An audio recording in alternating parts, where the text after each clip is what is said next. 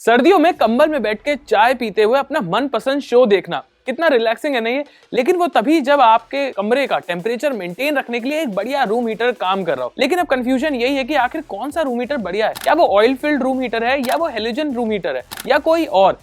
थोड़ा सा कंबल से हाथ बाहर निकाल कर चैनल सब्सक्राइब जरूर कर दीजिए, क्योंकि इस तरह के सभी टेक कंफ्यूजन मैं आपके इसी चैनल पर हल करता रहता हूँ। सबसे पहले बात करते हैं ऑयल फिल्ड रूम हीटर की। इस तरह का रूम हीटर आपके लिए बढ़िया है अगर आपका कमरा काफी बड़ा है और आप उसे लंबे समय तक गर्म रखना चाहते हैं। तो अब इसकी वर्किंग को जानने के बाद आप समझ जाएंगे कि ऐसा क्यों है। सो व्हेन इट स्टार्ट्स, तो इलेक्ट्रिसिटी के फ्लो की वजह से वायर इलेक्ट्रॉन्स में फ्रिक्शन होता है, जिसकी वजह से जो ऑयल है वो हीट अप हो जाता है, which actually heats up the radiator and eventually heat up the air around the room। अब इस तरह का रूम हीटर आपके लिए बढ़िया है अगर आपके घर में छोटे बच्चे हैं या फिर आपके घर में कोई पेट है, तो क्योंकि इसमें किसी तरह का कोई एलिमेंट इस्तेमाल नहीं किया जाता है, तो जिसकी वजह से कोई डायरेक्ट बर्निंग नहीं होगी, या किसी बच्चे को या आपके डॉगी को इसके आसपास बैठने पे वो जलने वाली जो टेंशन रहती है कि बाल ना जल जाए या हाथ ना जल जाए, वो सब टेंशन नहीं रहेगी। अब बात अगर हीट कन्वेक्टर्स की करें, तो इस तरह के हीटर्स में यूजुअली कॉइल्स या पैनल का इस्तेमाल किया जाता है,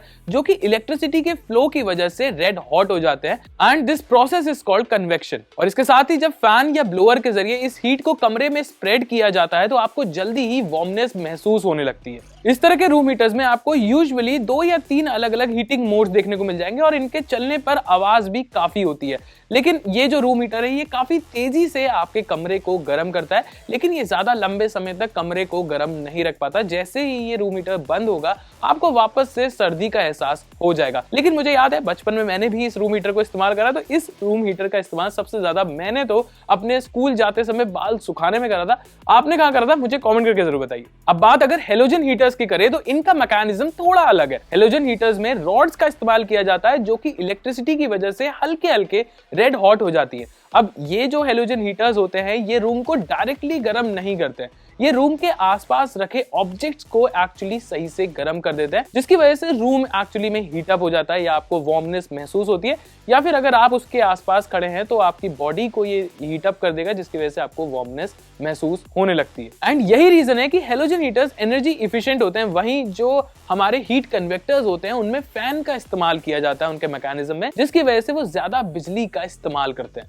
वही बात अगर इसकी सेफ्टी की करें, तो हेलोजन हीटर्स ज्यादा देर तक गर्म रहते हैं। तो ये यूजुअली होता है कि हम मान बैठते हैं कि ये ठंडा हो चुका होगा और हम इसे टच कर लेते हैं, जिसकी वजह से हम अपना हाथ जला बैठते हैं। तो मैं प्रेफर करूंगा कि आप इस तरह का हीटर तभी लें जब आपके घर में कोई छोटा बच्चा ना हो, और अगर आप एक बड़े कमरे में इसका इस्तेमाल करना चाहते हैं। तो ये मैंने आपको समझाया कि ऑयल फिल्ड रूम हीटर या हेलोजन रूम हीटर या हीट कन्वेक्टर्स में एक्चुअली अंतर क्या होता है। इसी तरह के 3 जो रूम हीटर्स होते हैं, ये सबसे ज्यादा मार्केट में बिकते हैं। तो इनमें से कौन सा रूम हीटर आपके कमरे के हिसाब से सही है, आपकी लिविंग सिचुएशंस के हिसाब से सही है, ये तो अब आप डिसाइड करिए। लेकिन अगर आप मुझसे पूछेंगे कि मुझे कौन सा पर्सनली इस्तेमाल करना सही लगता है, तो मुझे लगता है कि मैं ऑयल फिल्ड रूम हीटर की तरफ प्रेफर करूंगा, क्योंकि वो बिजली इफिशिएंट भी है और वो ज्यादा देर तक आपके कमरे को गर्म रखने में आपका सहयोग भी देते हैं। खासकर तब भी जब आपके बच्चे हैं या आपके घर में पेट है, तो भी वो आपके लिए अच्छा है, क्योंकि उससे ये जो डर रहता है कि बच्चे का हाथ ना जल जाए या पेट को कुछ ना हो जाए, तो वो सब चीजें, या किसी चीज में आग ना लग जाए, वो सब चीजों का टेंशन भी